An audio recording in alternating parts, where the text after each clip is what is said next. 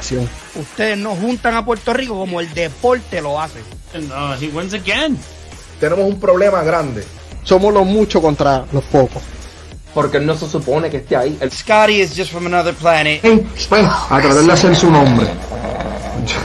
Tú tienes a Jason Tatum, que viene de ser campeón en Boston. Es un fanático de los Rexos, te podrás imaginar. Ah, papi, ese es el último comentario que leo tuyo, entonces. Mira, Tiene que coger la paliza que les toca. Of course, it's a beast, man. Aplícate. Lo que pasa es que tú no sabes porque tú eres un casual. Que vive el truco, no necesita magia, papi. See how the game is letting the future in now.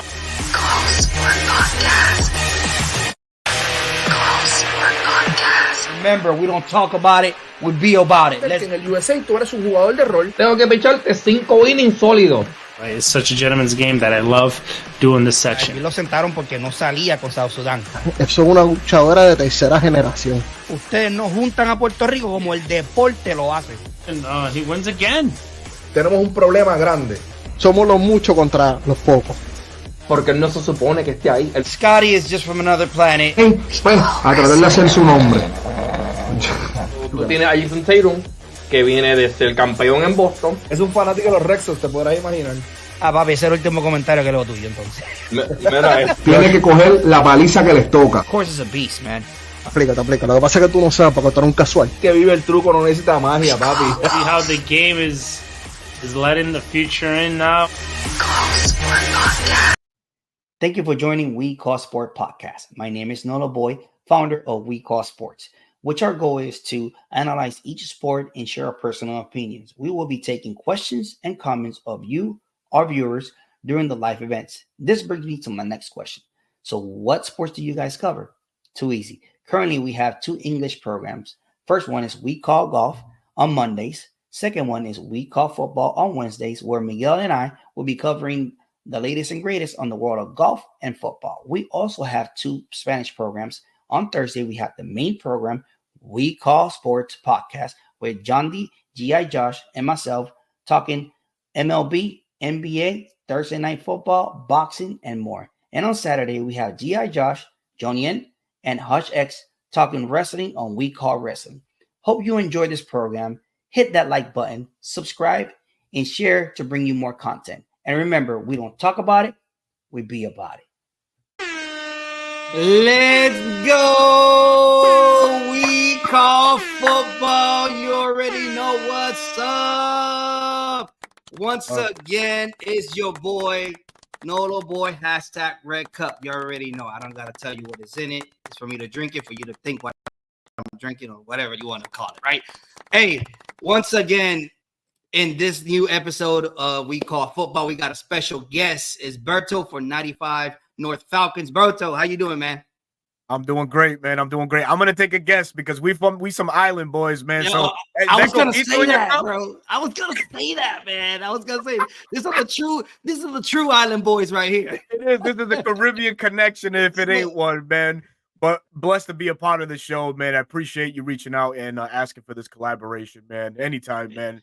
That you guys want me back on, man. But I'll be willing and ready, like I am tonight, man. Excited to get the show on the road. Outstanding, man. Outstanding. Hey, Belta, before people don't, obviously, not everybody knows where you come from, like how you started. Can you give us a quick bio by yourself, Belto? Yeah, absolutely, man. Die-hard, passionate Atlanta Falcon fans. Originally, I'm from Ponce, Puerto Rico, so we are in the house. Puerto Rico is definitely in full effect. Made my way to the United States, man, at the tender age of 5, man. Been in the Rhode Island area for 33 years, man, and this is what I've called home. Obviously, my old home away from home is Puerto Rico, but I fell in love with the all-American sports, man. Atlanta Falcons for football, Atlanta Braves for baseball, Boston Celtics for basketball, man. That's kind of my 3 main sports there. Huge wrestling fan as well, WWE. I watch a little bit of everything, TNA, AEW, you name it, man. I'm entrenched everywhere. In it. So is my son. So and now that he's back into it, man, it ignited the fuel a little bit more to start watching it again. But yeah, man, just a casual, man, just a natural football fan and just love talking sports, man. Hey, Belto, how you got into becoming a Falcon fan? How you got into Man, that? that's a great question, and the answer is gonna surprise you, man, because a lot of people figure, the Michael Vick era. Man, I became a Falcon fan before Michael Vick even came to I the was Atlanta Falcons. I was one of those babies. I was one Yeah. of those babies that I was in the Michael Vick era. They picked me up on that one. Yeah, so I would just so happen to be watching a Monday Night Football preseason game with the Falcons playing the Cincinnati Bengals in 1999, and I loved wide receiver Brian Finneran. If anybody knows Brian Finneran, Villanova State wide receiver, bro. It just the way he played that evening, man. I'm like, oh, okay, I like it. And I just started, man. I just started up with it and continued grinding and continued my fandom for these Atlanta Falcons. You fast forward a year later, Michael Vick came into town, and obviously, man, wow, even more passionate as a fan I became of Atlanta Falcons, man. Oh, outstanding, man. Outstanding. So, and how you got into the podcast world, man, if you don't mind me asking? No, not at all, man. How you got into this business? Yeah. Literally, First, literally, we got some folks in the chat right quick. Miss Lisa Shepard, thank you for coming through. The Birdcage LLC, my guy Ryan, thank you for supporting, man. So yes, to the question, right? So how did I become a podcaster, especially for the Atlanta Falcons? For me, always was a passionate talker about these Atlanta Falcons, but it wasn't until I met a good friend of mine, my best friend. I'll say it here, man, Antoine Smitty Smith, my co-host for the 95 North Sports Machine. One simple conversation with him and his, just him pushing me like, yo, Berto, you got to start up a podcast. You have to talk on screen. I told him no so many times, so many times. I even told my wife. My wife was one always trying to push me. Hey, listen, get to talking. You got this. You could do it. So not listening, but continuing to talk with Smitty. He was like, yo, Berto, you got to keep doing this, man. You got to go. You got to do it. I ignored what he was telling me for about, I don't know, like 8 months. And then June of 2022, I said, you know what? I'm going to do it. I'm going to start it up, and slowly started grinding, and boom, took off, man. And here we are today, man. Man, it's been beautiful. That's crazy. And people don't know like all that it goes into it, right? Research, time, setting up, make sure everybody's good on time. It just is so much that goes into it that you don't at first, whenever you get in, you don't know about, but it's like everything, like any other job. And then you start getting better and better and better at it. But man, hey man, once again, man, thank you for being here. We Call Football, man. What you think about? I want to stop right now and just go out there and hit one of our sponsors right quick before we go out there to the NFL world. Right quick. We have Quality Ventilation here going on, one of the We Call Sports and We Call Football sponsors. Quality Ventilation, the industry-leading service that keeps your business moving. These certified professionals can install any system that caters your specific needs. Their commitment to superior service to ventilation, maintenance, HVAC, and electrical is second to none. With more than a decade of service around the U.S. and trusted by major companies, Quality Ventilation staff have the experience to deal with all the models of equipment and stay up to date with the latest in technology. If you wish to contact them, please do so by email or visit their website at qualityventilation.net. And remember, se habla español. And remember, se habla español. Once again, Quality Ventilation out there in Killeen, Texas, but they fly everywhere and make any kind of project. So people hit them up and just, hey, best regards. If you tell them that We Call Sports sent you, you're probably going to get a good discount on it. All right. So let's jump on it, man. Let's just go after what we came in here to get, man. So we're jumping into the NFL headlines. I know I'm taking you out of the Atlanta Falcons for a minute. Don't worry about it. We're going to get there in a minute. But, hey, talk to me about the whole buzz that has been going on for the past week, after this weekend, actually, after the London trip, about Robert Saline getting fired. And on top of that, you got to think about this. They're only 2-3. They're about to go this weekend to a matchup that they can, if they beat the Bills, they actually end up being in the top of the division. 1, 2, this dude has been going through the whole 9 yards. He went through Zach Wilson era, which is struggle. You already know. bad record all the way around. You know, whenever you get a rookie, with the exception of a couple of them that we're going to talk about, one of them here later on, that you hit a dime. But this JETZ, Jets, talk to me about that firing and all the stuff that he had to deal with to start turning up the wheel, and then he get fired, man. What you think about that? So starting with Robert Salah, man, you know, I always admire his coaching, the way he coached. You know, he comes from that 49ers, a rich organization with, well, you know, mainly known for the defense, not like now they're known more for their offense, right? But defensively speaking, when, you know, he was there and he did get courted by the New York Jets, I thought that was a great marriage right there. The Jets already had a solid defense on their hands. So I felt like Robert Salah, man, he's walking into a good situation. But some coaches, sometimes they don't get the best hand dealt to them. And that's the case with Robert Salah. Of course, like you mentioned, Zach Wilson was already in here. So he was working with a limited talent already on the offensive side. Enough so that, you know, it could have bought him some more time as a head coach. And you say buy more time. Sure, you know, they acquired Aaron Rodgers last off season. And that was the turning point for this Jets team, or we all thought we did. You know, five snaps into the game, you know, Aaron Rodgers snaps his Achilles, and then now, you know, 5 quarters, you know, or 5 games into the season, he gets fired.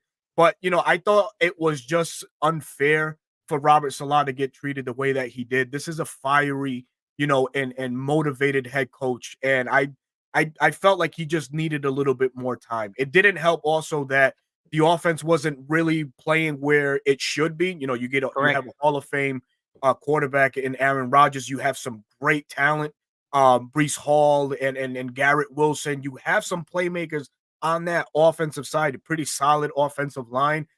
I just felt like they needed to you know, they needed to give him more time. He really didn't have the, you know, the luxury of coaching Aaron Rodgers for as long as he should have. And I think it was just a panic move really by the New York Jets. They probably are looking, oh my God, we're 2-3. We're probably not going to go nowhere. Desperate move, man. It's just a desperate move.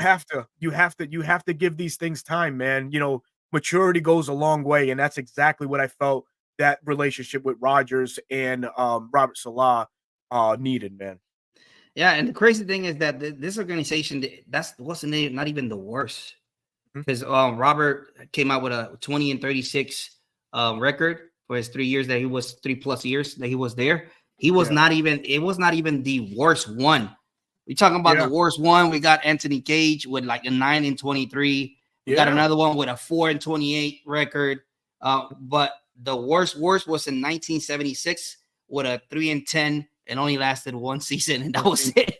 And that was Lou Holtz. So it's crazy how everything goes through, and whenever everything looks like it's going great, you cut the coach. And the crazy thing is that he left that defense. He was in charge of the defense. Yeah. Second most, you know, better defense of the NFL. Second. Yeah. To the Tennessee Titans. So I don't get it, man. I really don't get it. They should have pressured him either to fire the offensive coach or something like that, because the offensive side was not the one moving. You could have seen that Roger wasn't comfortable with it. No. How are you gonna tell me that this offensive line is jumping in a cadence that everybody knows Roger? Everybody knows he's trying to make you jump. Everybody knows that. Everybody knows that. Like why you don't have this offensive line ready? It just makes no sense on top of all this, man. So that's what kills me about that. But definitely Robert's gonna get a job. That's number one. Because he's a beast of a defensive coach. Oh my God. We will see moving forward where he ends. A lot of people say that he's going back to the 49ers. As he should. yeah. Hey, if he goes to the 49ers, I don't blame him. With Bosa and them boys, it's crazy. So moving down, when we're gonna move to the other sensation that everybody's been talking about Davante Adams. All right. Last week I came up in here and said, man, everybody know where he's gonna go. Unfortunately, them two right here in the corner are kind of related, right? One is getting fired, and I said that the other one's gonna get hired by the Jets. So I believe 100%. I'm 100% sure that he's gonna end up with the Jets. I'm 100% on this. People are saying that it could be the Jets or it could be the Bills. All right, at this point. Obviously, they taking calls from every team or whatever, but I think he's going to end up in the Jets. What you think about where Devontae Adams is going to finish, man? Yeah, and it's the obvious connection, right? Aaron Rodgers, Devontae Adams. Devontae Adams had some of his best seasons as a professional to date with, Aaron Rodgers as his quarterback. But there's some teams flying under the radar, and one of them is in our very division, and that's the New Orleans Saints. Their name has come up also in these trade conversations for Devontae Adams. I personally, Buffalo makes a lot of sense. Keenan Coleman, I think their first round pick wide receiver, really not living up to the expectations. I know he scored a touchdown this past week, but really he's been an inconsistent rookie thus far, dropping a lot of passes and whatnot. But what they need is a solid veteran like a Devontae Adams that can take a lot of pressure off of that rookie. Because right now they're looking at that rookie as their top playmaker, and he's just not delivering, right? So definitely on that on Devontae Adams, it makes total sense. And then he can go in there and he can tell people like, hey, listen, this is how Aaron Rodgers run the offense, okay? Like he can coach this wide receivers. Like whenever he says this, all right, just make sure, keep running, look for the ball. It's always gonna be there. Okay. Yeah. The plays, while he has the ball in his hands, the play's still alive. You never know with Aaron Rodgers. So yeah, man, I was thinking about that. I got a question for that comparison with the Saints and the Jets. If they offer you Aaron Rodgers to be your quarterback, or if they offer you Carr to be your quarterback, who you take? Oh man, I'm taking Aaron Rodgers. so that's we are waiting for him to we're just waiting for them to make it happen. I'm assuming they're gonna make it happen all the way through. So jumping from Adams, I don't know if we got any comments pending in the chat right quick.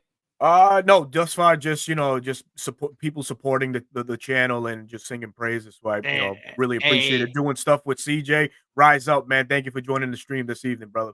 All day, every day, man. I appreciate each one of everybody that's humping in, just giving the thumbs up and doing their thing. Hey, any like or share will be greatly appreciated.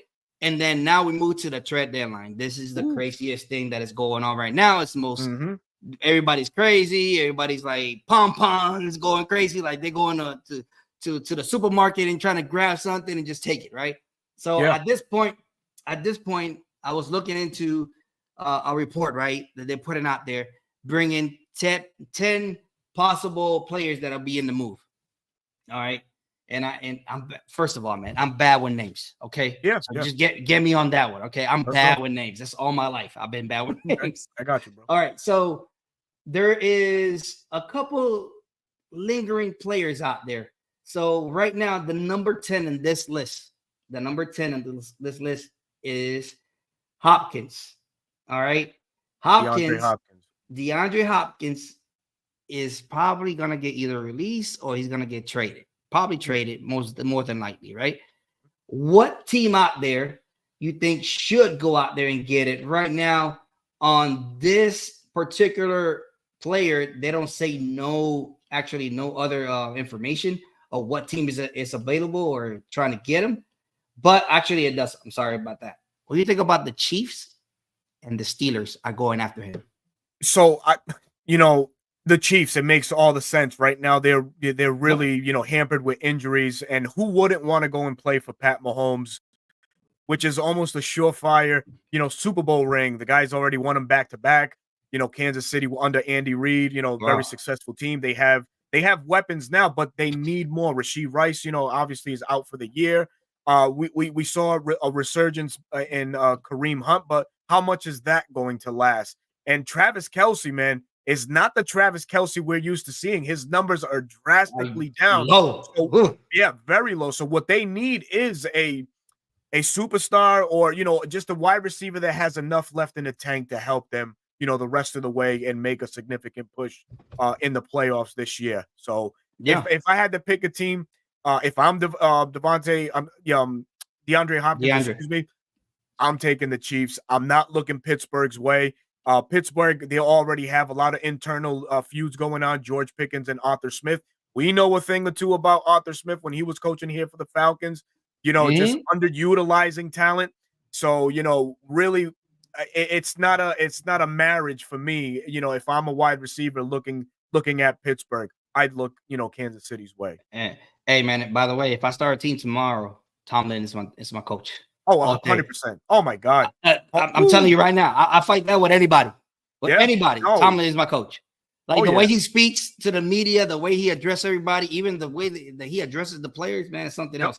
They were trying to bring him down about he's talking about he lost the locker room. No, man, guys, come on. No. Everybody knows this. Everybody knows this. So yeah, man, it's kind of crazy. I'm leaning in your way on that as well. I'm going with the Chiefs. Why not, right? Rice is gone, right, for the rest of the year, I think it is. Yeah. And Hopkins can be that guy. He sure can. Then how you gonna have Juju looking like that, man? Yeah, I don't know, man. How you gonna have Juju looking like that, man? It just makes no sense. Like you can't rely on him. Juju's not the receiver he once was, man. But yeah, you can't rely on him. Hey, did you see a Steeler jersey underneath that Chiefs? Oh shit! Did you see something like that running around, man? It's just crazy. Man. The way that he came through, man, it's just crazy in that game. But with all that being said, man, to be honest with you, there's a couple of them that are trying to go out there that way.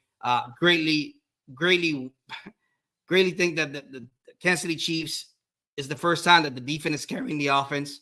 It's good to see in a sub kind of what way, right? But that's the scary thing. That he never had this type of defense. And now that he has it, he's looking better than ever. And then, like you said, Kelsey's not even coming out yet, man, to the party. Yeah. Oh, Kelsey's not getting the invitation, man.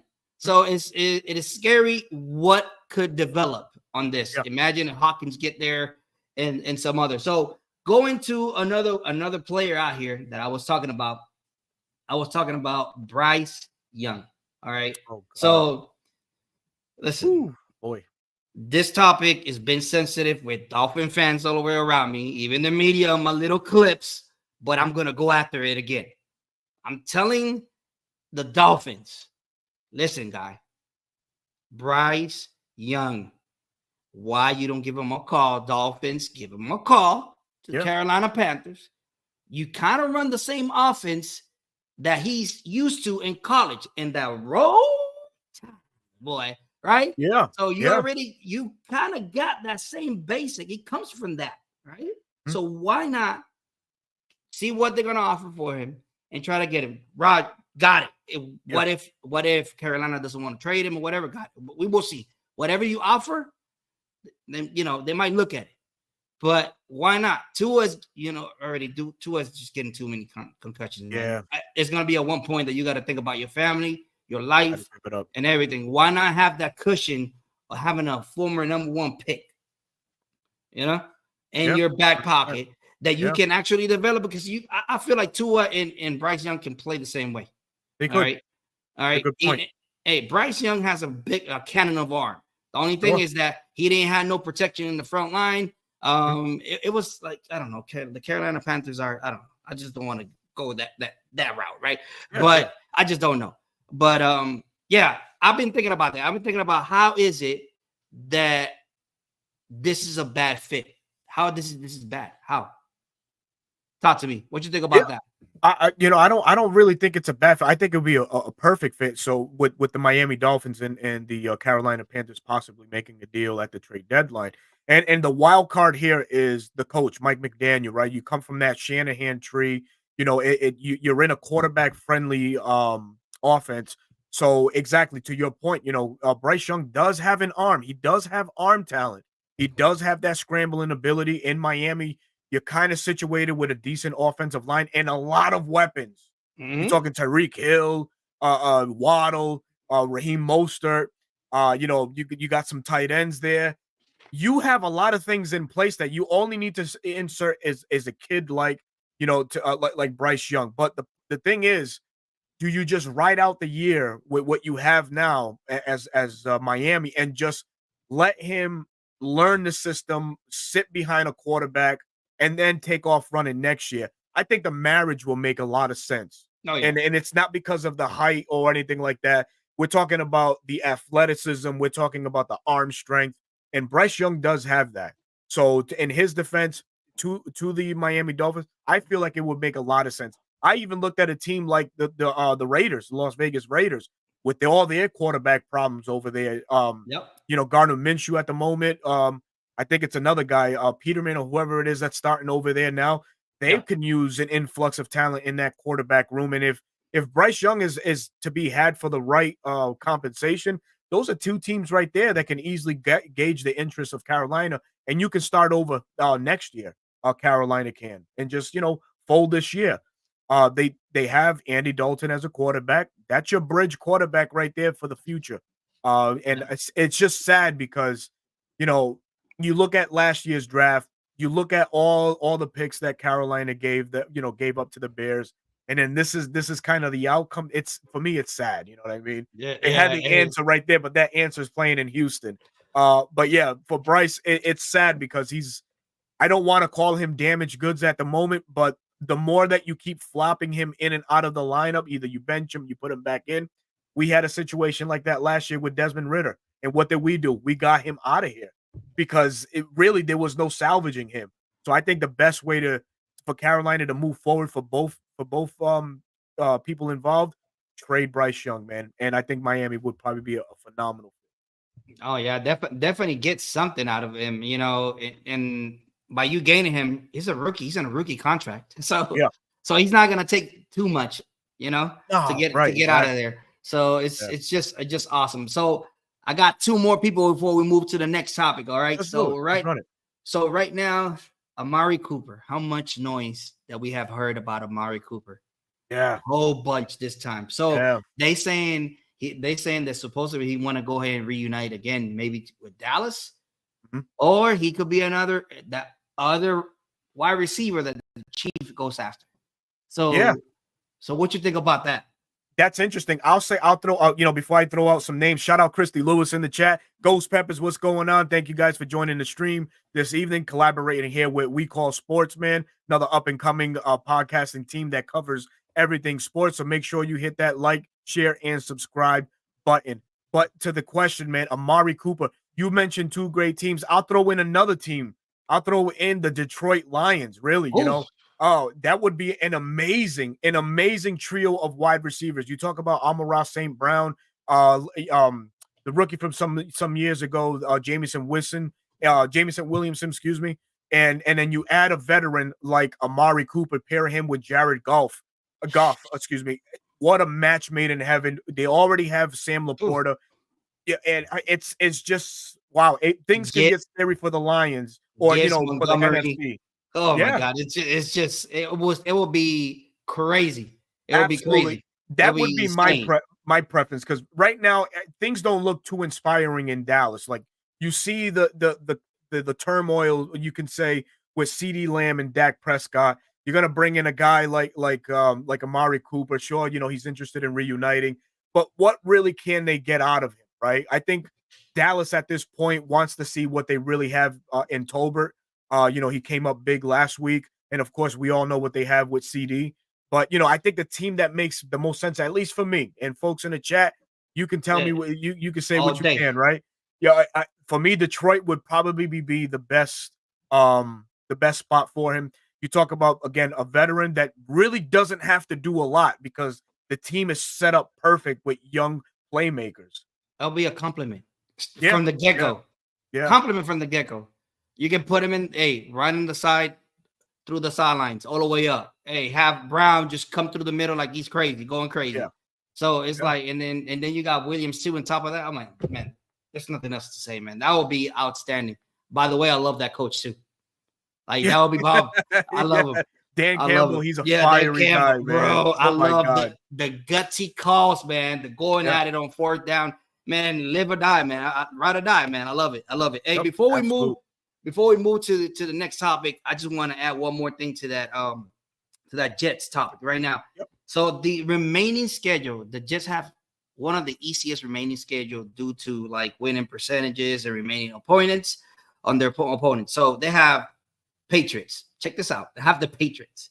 They have the Jaguars. We already know how the Jaguars are kind of Yeah. shaky. They're kind of shaky right there. Yeah. And then we got the Rams. So that's probably going to be a challenge. We got the Cardinals. Everybody knows that the Cardinals are hard to contain. Murray is just something else. Then we got the Colts and then 2 games against the Dolphins. So they are the easiest schedule that you got towards the end of the year. And then instead of just letting them play out a little bit further, Jets, you go ahead and do that. I know, I get it. You tired of it. Got it. We've been there. Trust me. Oh yeah. We've been there. Absolutely. All right. So it's just crazy how that is moving. Like it just, for me, it was too fast. Yeah. Especially whenever you have the defense looking the way that it's looking, right? So moving from here out, we're gonna move out there to the actual week 6. We're gonna go through our little picks and go back and forth and say why this and why that. If you are in the chat, please let us know what you think about who's winning, who's not, and why. So we already have one already finished, which is the 49ers and the Seahawks. Hey Berto, dime, what you think about that one, man? How that one played, man? Well, I took the 49ers last night, knowing the fact that the Seahawks was going to go into this game really limited, banged up on the defensive side of the ball. But, I think the common thing here is that Shanahan offense and how favorable it is for running backs, for quarterbacks. We're seeing Brock Purdy be the ultimate game manager. He's not going to light you up with the yards thrown per game. He's just going to do all the little things really, really, really well and put you in the best position to win. Running backs, right? Isaac Garando, running back out of Louisville, man, exploded onto the scene last night. 93 yards rush last night. It's just a fun offense to watch. I always admired and loved a Kyle Shanahan offense, man. But defense is still one of the top defenses in the league. And San Francisco did exactly what they're supposed to do is take a victory from a team that's, really is not up to speed. And the Seahawks weren't last night, but they had a lot of injuries. Oh yeah, most definitely. I got a question for you in that one. Gotcha. You think if I was Arthur, you think I would let him go whenever knowing that he was the brain? He was the brain, man. That was toughie. Letting him go was tough for me to see, man. Yeah, I'm not gonna lie. I'm not gonna lie. It was tough, man. It was definitely tough. He could have been our coach. Like he could have. But things are done now. We got to move forward, right? So one of the things, going to your point, Jordan Mason had a shoulder sprain in the first quarter, something like that, and then he couldn't play no more. That's why old boy showed up and took it to them like crazy. Obviously, it's like anything in the NFL, man. One get injured, the next man up, and next thing you know, this next man is just taking it to the house. So outstanding on that part. Well, they've been complaining a lot about Brock, man. Mr. Irrelevant, man. Mr. Irrelevant is going over every roam, making every throw, stepping outside the pocket, moving the pocket around, and making sure that everything is good to go. So completed percentages right now before last night was 65.6. That it was less than Will Levis. Got it. Total TD 6. Same as Justin Fields. Giveaway 6. Just like Daniel Jones, Danny Dimes. So a lot of people been critiquing him left and right. Man, let that man do his thing, man. CMC is injured. Got it. But he got this rookie, Jordan Mason. He's been performing. By the way, got him in my fantasy football team. Yeah. Just want to let y'all know. So I ain't playing with that. I picked him up as soon as I saw CMC gone. That offensive line is crazy. Then with that already Hall of Famer in that left side, Williams, it's a done deal. Trent Williams, unbelievable. He can run that side all day. He won't get tackled until like 5 yards down. So it was an understanding game. It was a much needed win for the 49ers. It's a good thing that went in the road.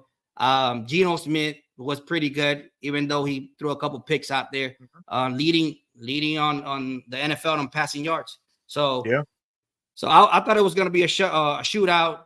I was in yesterday's podcast and I was telling them, like, listen, I don't want to hear nothing until the fourth quarter because Purdy this year in the fourth quarter has been not keeping leads. It's just been tumbling all the way around. So moving from the 49ers and the Seahawks, you got something for it? Anything else for that? No. I mean, I think the better team clearly won, right? San Francisco, knowing with everything that all the deficiencies the Seahawks had, I think they had a good game plan. The Seahawks did come back towards the end, but I just felt from the beginning it was going to be the Niners. Outstanding. So moving to the new, not the new format, but I cannot say that because they've been going to London for a minute. From the Jaguars versus the Chicago Bears. Yeah. So they're gonna be out there in London. It's gonna be like around 9 o'clock in the morning, that game. So as soon as you wake up, bring your coffee and get ready, get your donut or whatever. You got to sit down and enjoy your football. So Berto, who you got winning here and why? Man, the way things have been going in Jacksonville hasn't been all too great.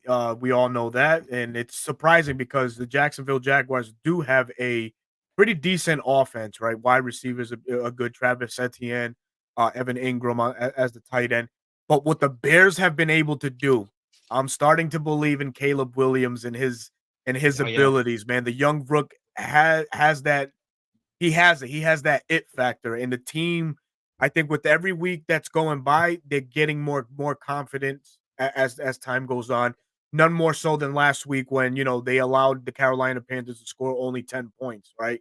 And that's a victory that you need. It's a morale winner for these Chicago Bears. I think that's also the momentum that they need going forward. So in this game, I'm taking the Bears. All day.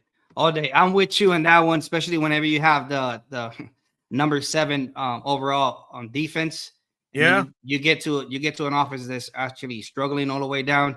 And then the only chance that the Jaguars got is by running the ball because they got Bibsy, and ETN. Yep. So the thing with that is the only way, man, because passing, the Bears are top 10, top 6, and you put it like that to be more specific. Yeah. And rushing, they're 18. So that's why I'm saying that the only way that they could attack this defense is by running the ball. That is the only way that I can see it. And obviously, that's the law of the NFL and football. Establish your run, but then you can surprise it with a pass, right? But with all that said, Caleb Williams, I think, is just coming out. He's already unwrapping everything and figuring everything out. So I think that he's going to be moving to another W, and hopefully, they make it happen. So they're 3-2 right now. So we will see what comes out of this weekend. So moving quickly to the Colts and the Titans. This is going to be a quick stomp by the Tennessee Titans. I'm going to let you know right now.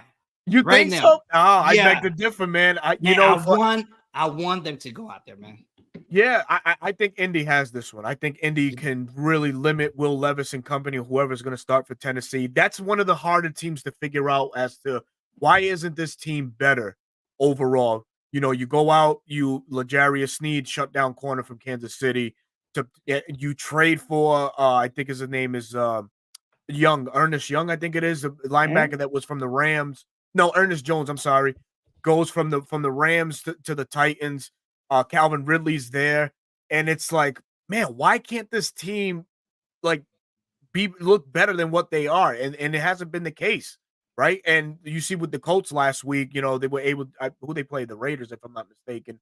They were able to, squeeze that victory out. I just feel like, the Colts is another team, getting a victory like that on the road last week.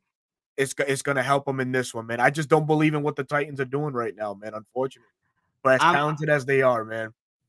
Man, I'm putting the praise out there for them, man. Because I'll be honest with you, man. I picked them just because they are the underdog, to be honest with you. Oh, okay. All right. So you got a different reason. Let me tell you why they're not in sync right now. They don't have no balance, man. They don't have no balance. They think this is basketball, that one side can figure everything out and it's gonna take them all the way through, right? Yeah. So they must establish the run. That's the only thing that they got. I'm sounding like a broken record, but ladies and gentlemen, Pollard is in there and he's a beast, man. Why not use him? Why not use him more? Why not develop plays around him? Yeah. So they, on top of that, they cannot get out of third down. So hopefully with shorter situations, they can come out and make it happen. Yeah. But I know Indy, man. I know the Colts. I'm in Indy. I'm right here in Indy, like literally 20 minutes down from the Colts for Lucas Stadium. So I got it. I know that it's a big balance. It's one is balanced, the other one is not. So it is so crazy. Like the offense is ranked 13, and overall the defense is in the same way, man. So it's crazy how it is. Like you can air or ground, they're gonna make it happen. So I got the Tennessee Titans on that one, just to turn a little bit of wrench in there. But and the next, hey, once again, people, if you're watching us, let us know who you're going for, who you think they're gonna make it. All right, absolutely. So man. most definitely. So moving from that matchup to the Texans and the Patriots, man, I'll leave it to you. Yeah, bro. I'll leave it to you, Berto. It's the Texans, man. For me, point blank, period, man. Right now, there's a lot of change in New England. Drake May, the outstanding rookie out of North Carolina, is making his debut. And yeah, man, I'll pray for the young kid not to get hurt or anything like that, just to come out of there, with a clean bill of health, going up against that Texans defense. And we all know how aggressive DeMeco Ryans is. So I would expect no difference in this game. It doesn't matter who was going to be back there. So give me the Texans. All right. I'm in the same way, man. I'm in the same boat. I'm in the same boat there. I think Texas is going to be good. Drake May, hope your first start goes out good, but it's just everything else is jacked up. So you go into a mess. It's all right. You're a rookie. It's better just to learn through the process as you go, right? So I have here Ye Young saying that Jacksonville is coming back. What you think about that? Hey, no, man. Listen, it's the NFL, right? You can't discount something crazy happening on a Sunday, and in a Sunday in London too, to leave it better, right? Exactly. So exactly. it could definitely happen, man. Doug Peterson, he's a good coach, man. Won a Super Bowl with the Philadelphia Eagles, as we all know. Good offensive mind. It's just probably one of those teams that'll probably figure it out before it's too, once it's too late. So who knows, man? I wouldn't be mad if they win. They win. That's the way I look at it. Yeah, and the coach is in a hot seat too. So we will see what's Absolutely. going on with that. There's a lot of whispers. Talking about rivalries, and I love whenever they play with, they fight each other. I love seeing that. I love seeing that whenever they fight each other. I can say my thing. I can say my thing. I hear like, hey guys. No, none of the guys. Let's go this way. No. Go ahead, kill yourself. Go ahead. So crazy. So with those Bucks and those Saints, who you got in there and why, man? So I don't like the Saints, right? Point blank, period. It is what it is. It is what it is, exactly. But this is two divisional rivals. I say give me the Buccaneers. I think with everything, and shout out and prayers to all the folks in Florida. They're going through, their situation now after the Hurricane Milton and stuff like that. I think, pride speaking, I think Tampa Bay is probably going to want to put on for the city, give that city something to clamor and be like, all right, we beat the Saints. So in a hoorah moment, military style, I could see Tampa Bay, going to New Orleans and upsetting them. New Orleans is starting a rookie in Spencer Rattler, and Todd Bowles, known for his defenses, could probably put the clamps on this young man in his debut. So give me the Bucks. Oh yeah, definitely. I'm a defensive guy, man, and I hate to say this, but this is gonna hurt. I'm gonna have people just sending messages in there like crazy. I'm gonna have it. All right, man. So I'm gonna go with the Saints due to the fact of that defense. I'm gonna go out there. This is another underneath the table kind of deal, like kind of the underdog. I think I'm going with that rookie. Hopefully, the defense of the Saints put a lot of pressure on God, I forgot his name. On the quarterback. For Tampa Bay? Yes. Baker Mayfield. Mayfield. So I hope they put a lot of pressure on him. And then, him under pressure, he kind of throws a lot of those balls like out there, and a lot of fumbles and a lot of interceptions, INTs. So we will see what that gets the New Orleans Saints. So Miss Lisa in the comments, she says, "Nope, the Bucks aren't losing to those ain'ts." Show up and show out, Miss Lisa. Go ahead. Thank God somebody said it before me, because I was gonna say gonna say those ain'ts. So yeah. So well, due to the fact on top of that, 3-2 the Bucks, and then if they lose, they're both gonna have the same record. Hopefully we come out of this one winning against the Panthers, which we own them, by the way. But so we got a quick lead in there in that division. But moving from that one to Cleveland and Philly, who you got on that, man? Everything is just falling apart for the Cleveland Browns, right? The Deshaun Watson once was magic. Magic is now gone. You're talking like we spoke earlier, the Amari Cooper situation. Hey, I've been hearing Myles Garrett's name thrown out there as well as a possible trade candidate. And this one would probably intensify because I see no route that Cleveland can take to beat Philly in a hostile environment like Philadelphia. So I'm comfortable saying that Philly will handily beat Cleveland in this one. Yeah, definitely. I'm with you on that one. I think Philly is it's in a desperate moment right now. They want desperately a win, and I think they're gonna show up. I think the wide receiver Brown, I think he's gonna be back. Hopefully he's back. He's gonna make it happen. So yeah, definitely the Eagles. Not too much to add to what you just said. Just keep the ball rolling. So for my opinion, this is the best 1:00 game. Okay, for me. Yeah. The rookie from the Commander, Daniels against Lamar. All right. Who you got between the Commanders and the Ravens, and why, man?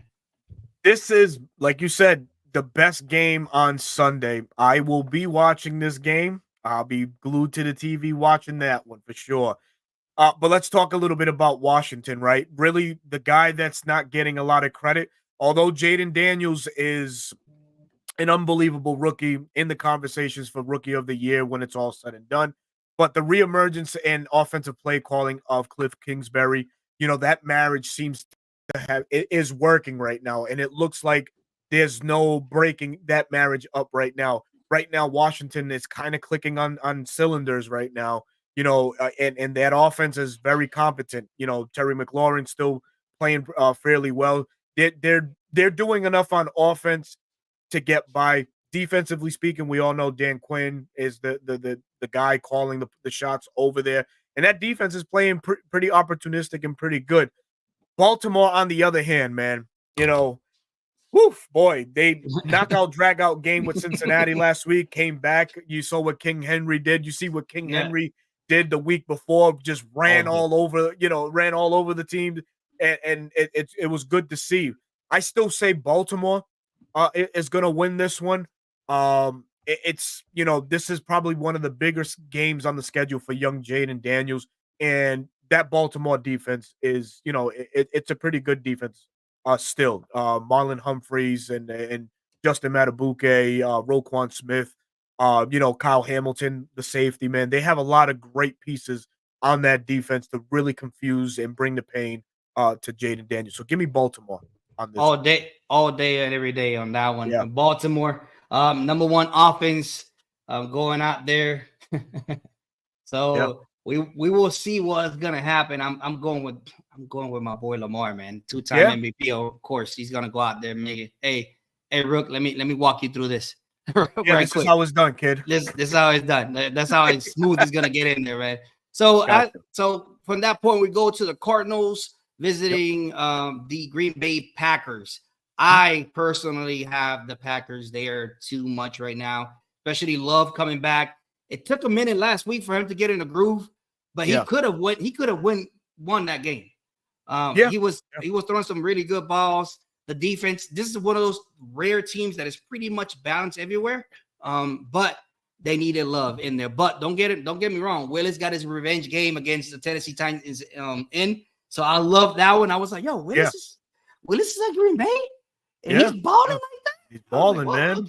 I was like, okay. Malik Willis, man. Listen, again, it's just one of those things, right? It's the system. It's a quarterback-friendly system. We all knew that Willis had arm strength. He was just a very raw talent that just needed to be molded the right way. And he's in the hands of Mike LaFleur. And he's a good coach by his own right.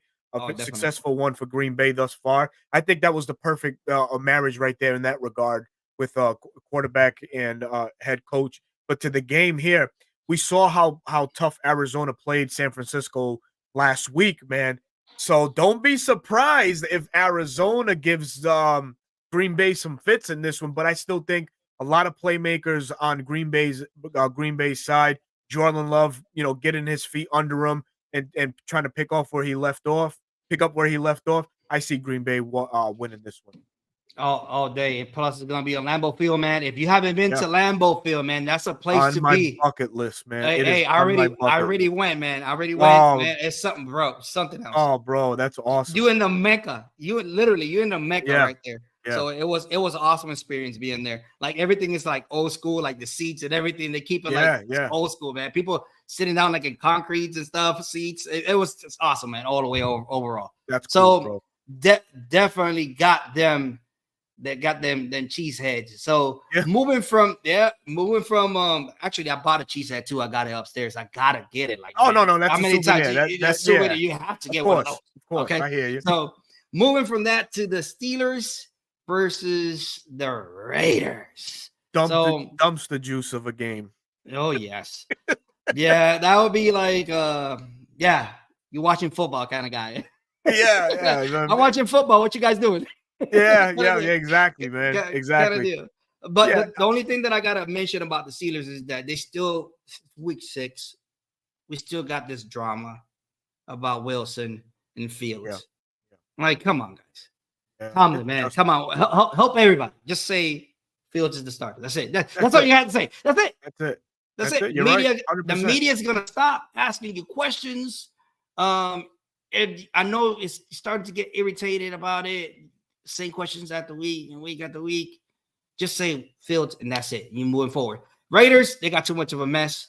I think the defense of the Steelers and Watt, TJ Watt is a beast, man. You already know. Right. Hey, we first-handed, saw it. First week of the season. Yeah. First-handed, saw it.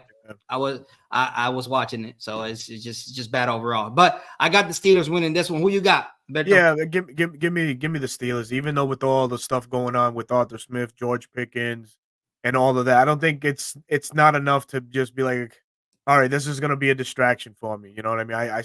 It's going to be Pittsburgh. All day, every day. Moving from that one to the Chargers visiting the Denver Broncos. So this is the number one defense that they're going after with the Chargers. I still think that Herbert is still injured. It don't look the same. He doesn't look right. I know that J.K. Dobbins is looking great out there. I know the Ravens is like, Jesus, why in the hell he didn't look like that with us, kind of deal. But who you got in this one and why, man? Yeah, I got you. So before we do, man, shout out my guy False Start Falcon in the chat. Rise the F up. Let's go, my guy. All day. You know what it is, man. But to the matchup, man, the surprise in this one is how well the Denver Broncos defense is playing.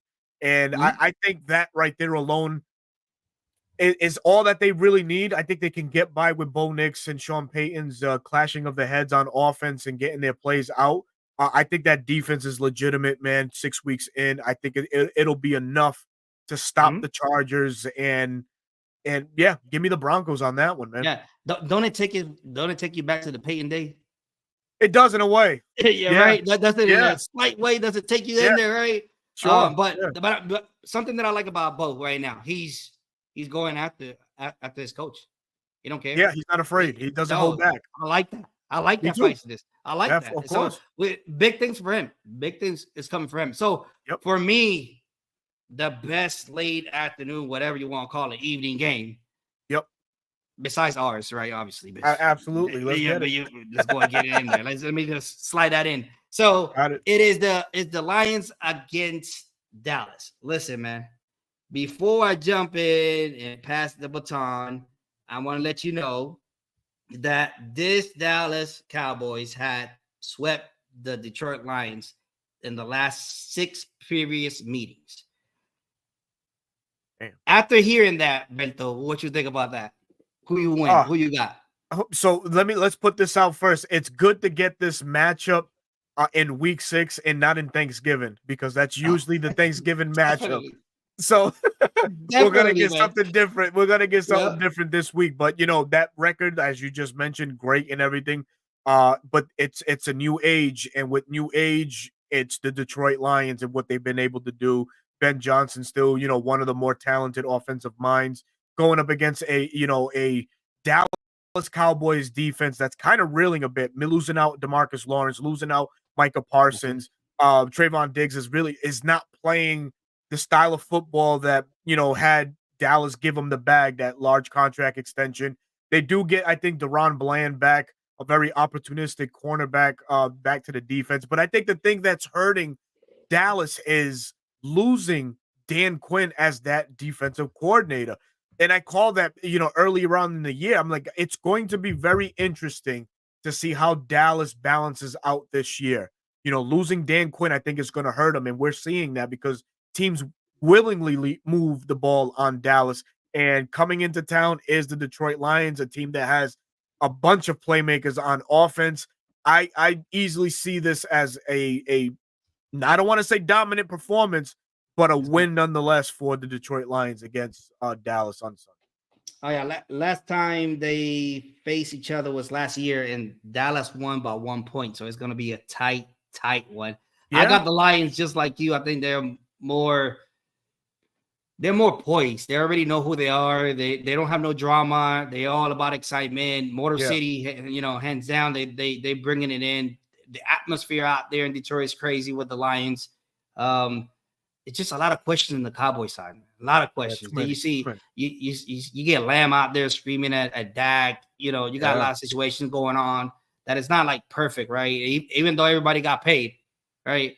Late, pretty much late, but they got paid. But they got paid. So, and then, like you said, all the injuries they're going after, and it's just I don't see them. I got them winning that thing, well, at least a field goal, because I know it's going to be a hard fight. So moving from that one to our game, obviously, we just want to leave it like that. America's game of the week. Yeah. Let's just call it for what it is. Hey, it is what it is. Oh, man. Hey, let me get you right quick. Let me see if I can get you. There it is. Yes, sir. Oh, man. Definitely. That's awesome. Hey, listen, man. I think overall, this is gonna be a stop, man. I think this is gonna be this is the game that Kirk Cousins needs to get together and reel that offense and make it click, because it's not clicking right now. And yes, we win in whatever. We have been tight. All of our games have been one scoring game. That's it, right? So, but I feel like this is the game, and Carolina's gonna be the spot where our offense is gonna blow out, right? And I'm betting on my unicorn, man. I'm betting on my unicorn. Let's go. That he's gonna go out there and perform. He needs to be involved too. He's been left on the side, just looking on the side. Everybody eating out of the table. He's out here like waiting for his plate, like calm. I don't hear nothing about him. He's not complaining. He's in the side, just chilling, So I'm expecting for him to have a big game in this one. But obviously, all the way around, we looking good. Our offense just needs to score. We can move the ball all day. Oh, we move it. Good. We move the ball. Efficient. We move those chains. We move them. But whenever we get to the red zone, we got to make sure that we scoring on those. But who you got in here? Which is the question, I already know it. But yeah. Before we go to the call, my brother Alberto Molina is in the chat. He says, "Fellas, give me the Dirty Birds taking the division and my primo cousin throwing for 350 yards and 3 TDs." Ooh. Now that could very well happen.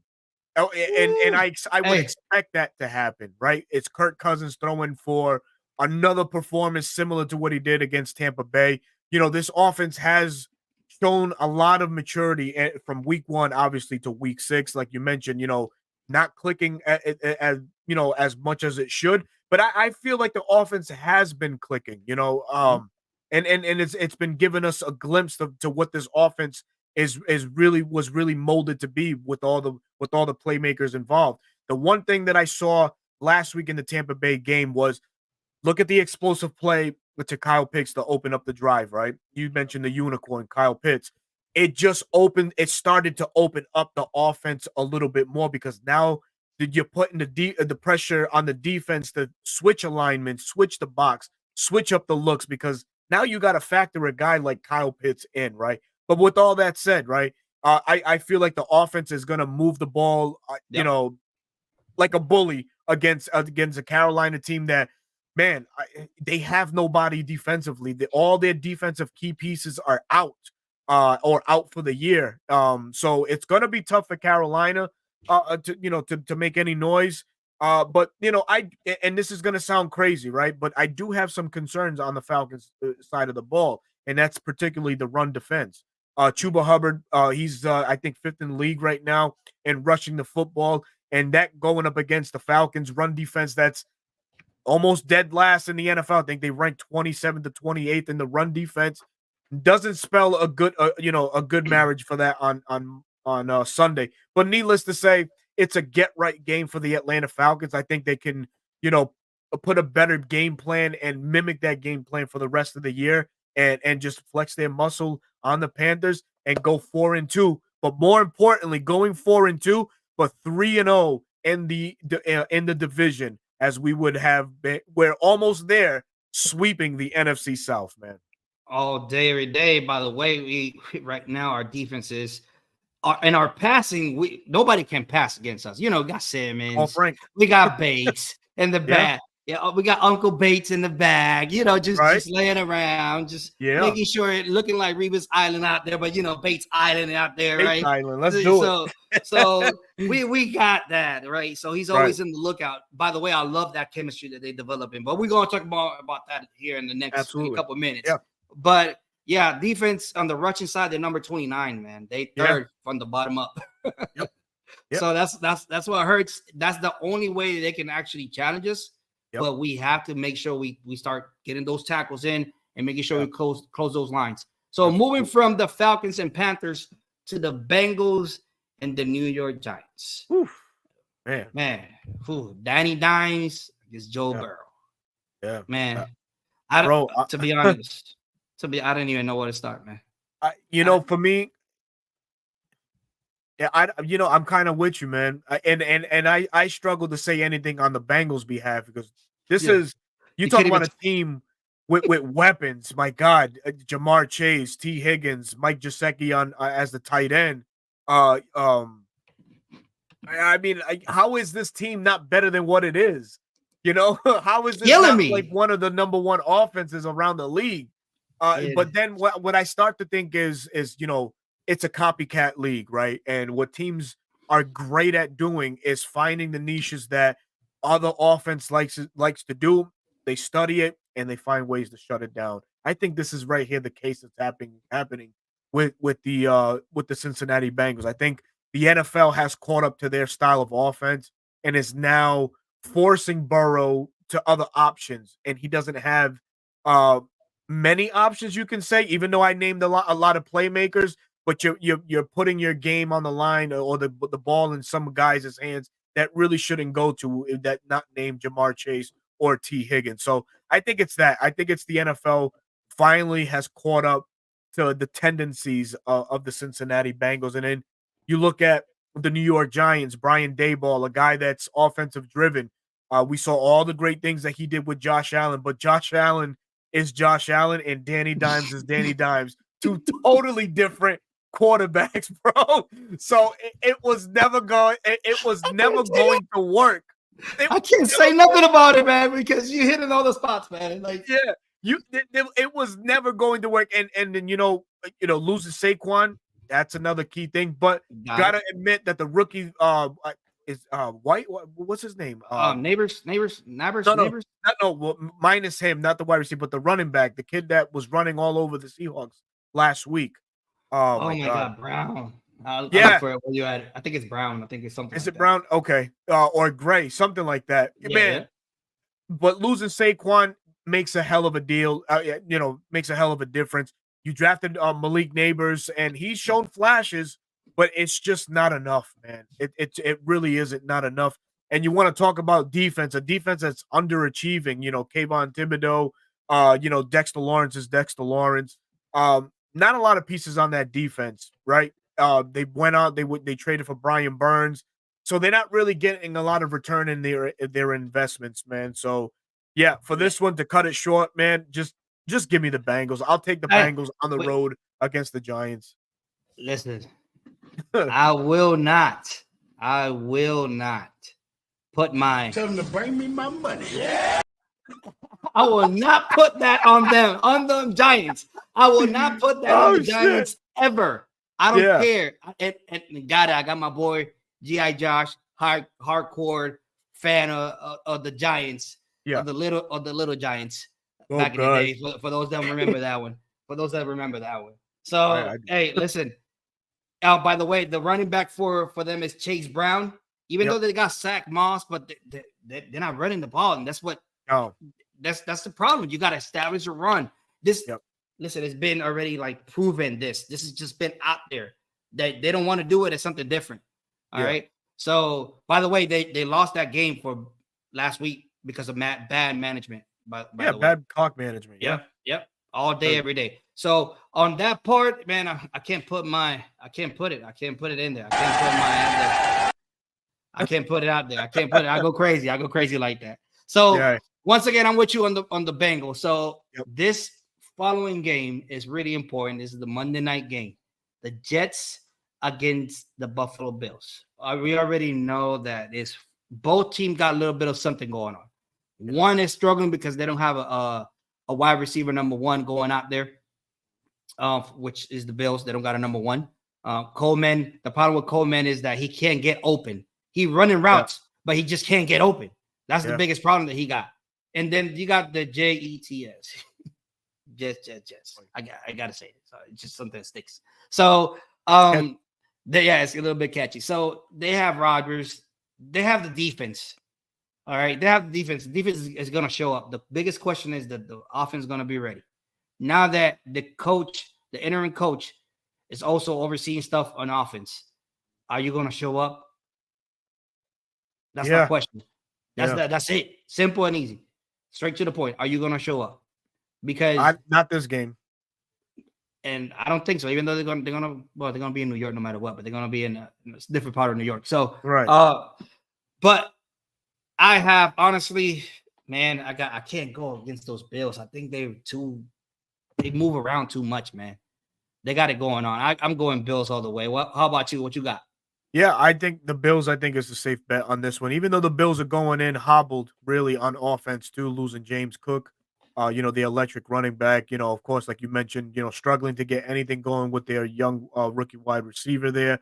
So the options are limited there. This could be a game where it could be too much for Josh Allen to do on his own. We all know Josh Allen for his throwing talent, but we know that he can hurt you with his legs too.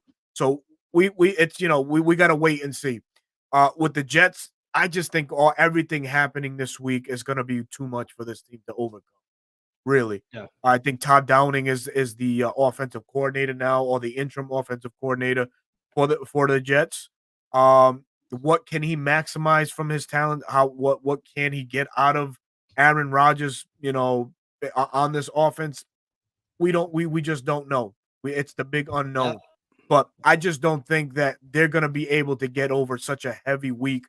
Firing your head coach, demoting your an offensive coordinator in Nathaniel Hackett. It's just too much drama. I think the Bills could definitely come in and sneak one out. And I say sneak one out because of the inabilities that they have right now currently, or the liabilities they have on offense. Now, I'm with you all day on that one. So this completes all week 6 picks for us. But guys, we can't let you go before talking about D team, right? We gotta jump on that. We gotta jump on that.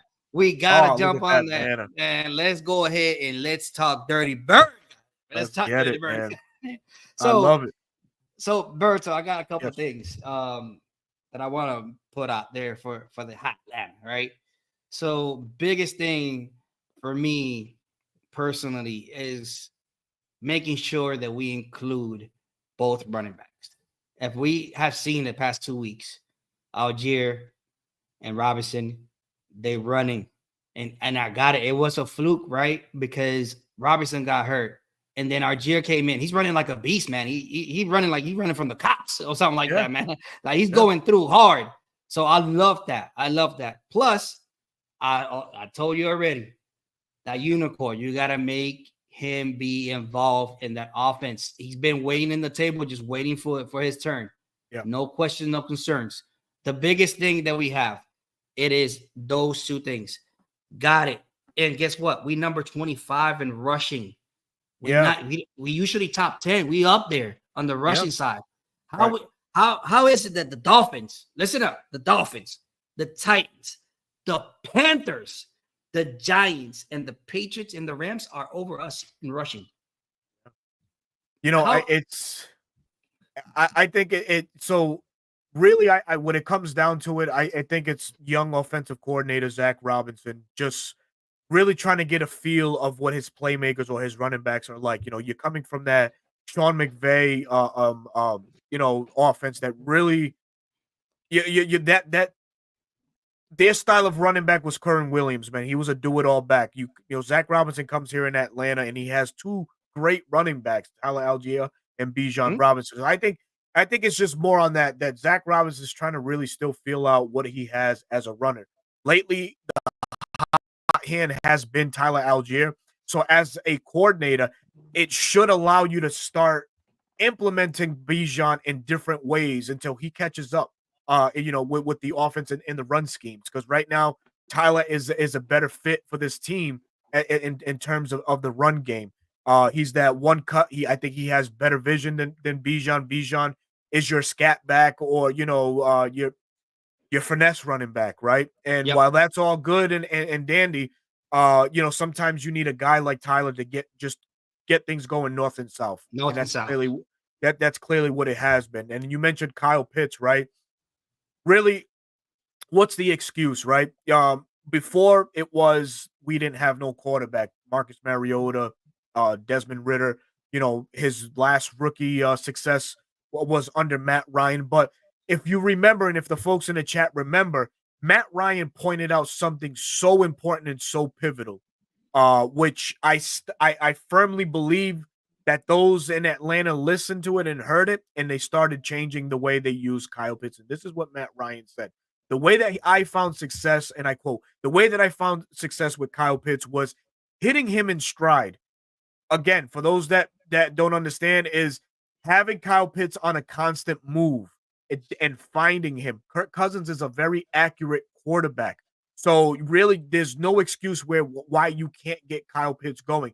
The formula is there. We saw it after the fact in the second quarter with against Tampa Bay. We started including him more and more in the route concepts and hitting him in stride and on the go. That's the key to unlocking Kyle Pitts. And that's exactly what Zach Robinson needs to start doing more to implement him and get him going, because he's pivotal to this Atlanta Falcons offense. Yeah, and going back to the rushing part of it, we are horrible in third downs. We right now number 26 on third downs. Third down offense is terrible. Yep. That part right there fixes itself by you establishing the run. Because then you can create third and short. Of course. Then the playbook is open. Right? Wide open. Wide open. So the problem is we're not establishing the run, which we have to make happen. But I just want the unicorn, Kyle Pitts, to have a come out game, blowout. Even though we see it, I like what I see about Mooney, by the way. And everybody needs to understand Mooney is getting his looks because he's going one-on-one. Yeah. They double teaming London. They double checking definitely Kyle Pitts. That's why you don't see him barely open. All right. And then you got Robinson dropping out, even though it's been blocking awesome too, by the way. Shout out to him too.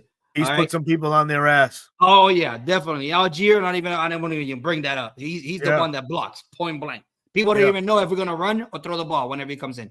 So that's how good he's getting into. That's how good he's blocking. He's getting into it. So it's kind of crazy. All this is going on at the same time. But once again, shout out to our defense, man. I wish, but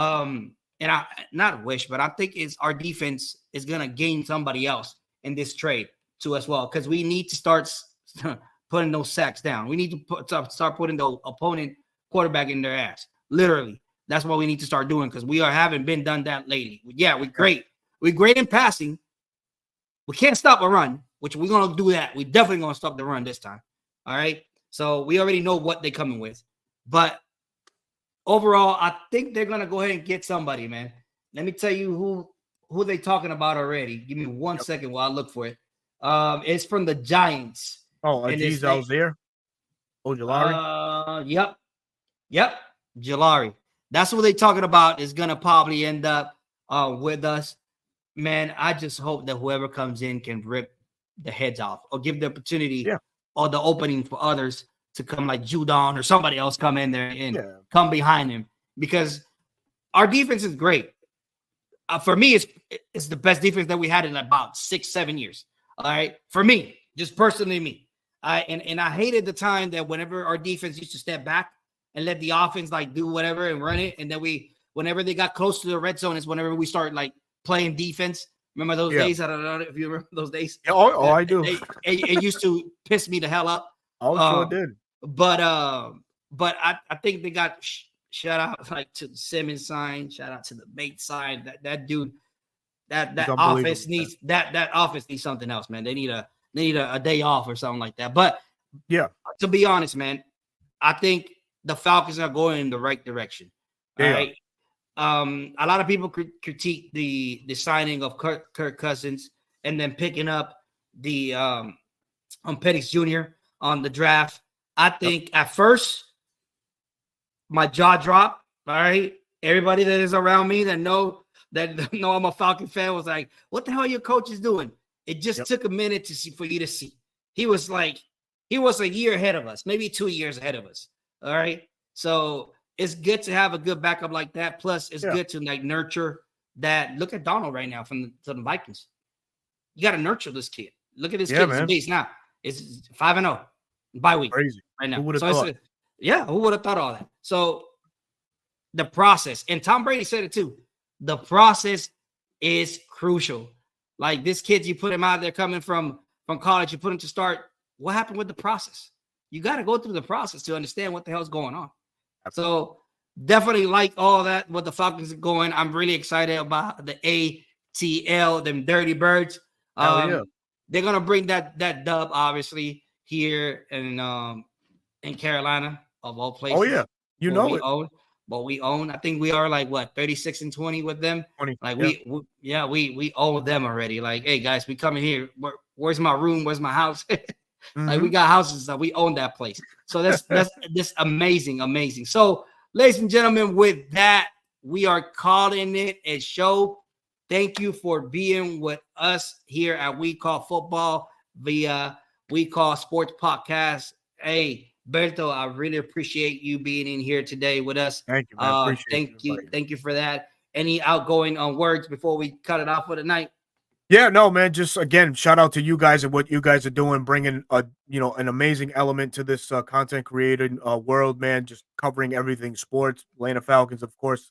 For those that love the Atlanta Falcons, make sure you visit We Call Sports on YouTube and hit them with that subscribe button, man. These guys do their thing. They're very knowledgeable, man. So let's grow this community a little bit more. But again, shout out to you and your guys, man. Thank you for allowing me the time to come on here and talk football, man. Not just Falcons, just all other, 32 teams, man. And, commenting on some of the rumors, the hot takes that are going around the NFL. So very blessed and fortunate to be here with you guys. So thank you so much again, man. Oh, man, you already know what it is. Thank you for coming once again. Hey, ladies and gentlemen, I always give this quote, and I hope you take this to the heart, all right? The measurement of excuses is 0. So go out there, attack life. Don't let life attack you. Make sure you got a game plan. Like always on Sundays, we got a game plan, right? So make sure you got a game plan for your life, all right? Once again, the measurement of excuses is 0. And you got a hanger and you got a closet, go ahead and hang this up. Deuces. Thank you. Peace.